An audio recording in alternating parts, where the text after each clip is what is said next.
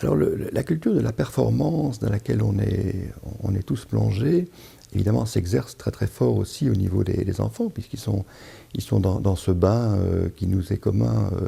et dans lequel on les met en les mettant au monde. Donc cette culture de la performance, elle a ceci de particulier qu'elle exacerbe au fond chez chacun et chez les enfants également ce qu'on appelle la dimension narcissique de la personnalité. C'est-à-dire que ce qui est mis en avant, c'est vraiment la question de la valeur des personnes en termes de comparaison par rapport aux autres. Et dans quelque chose qui est non pas l'idée d'un collectif où chacun peut remplir des fonctions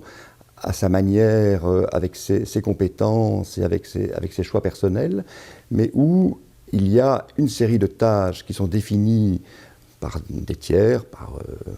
le monde du commerce, par le marché, par les valeurs qui sont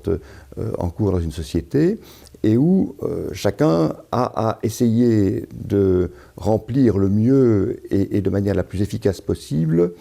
des fonctions relativement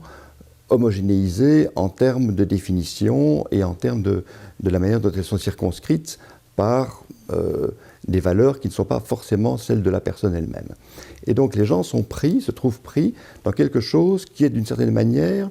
une désappropriation par rapport à leur propre activité, mais dans quelque chose où par contre ils sont soumis à la pression très très importante de l'efficacité, de la rapidité, parce que c'est aussi un aspect très très important des choses, c'est que la question du rythme personnel passe vraiment très fort au second plan. Il y a vraiment la question de la rapidité qui est, pour certains sociologues actuellement, véritablement une aliénation de la société moderne,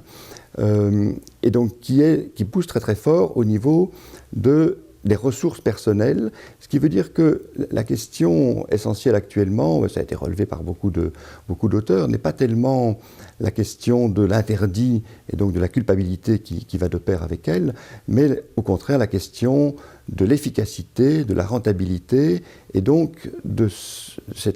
sentiment d'incapacité qui peut naître avec ça pour certaines personnes à certains moments de leur vie ou face à certains échecs ou certaines limitations de leurs activités, et donc qui engendre alors beaucoup plus ce sentiment, au fond, de la honte. Et je crois qu'il y a là une grande différence, et au niveau de l'enfance en particulier, la question de la honte qui est liée au sentiment de la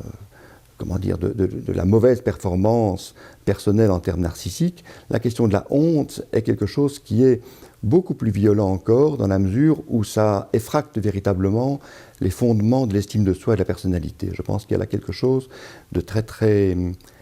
potentiellement destructeur pour les enfants en particulier, bien qu'au niveau de l'adulte, on connaisse les méfaits de cette culture de la performance, toutes les situations de burn-out au niveau du travail, toutes ces questions également d'agressivité au travail qui sont très très très prégnantes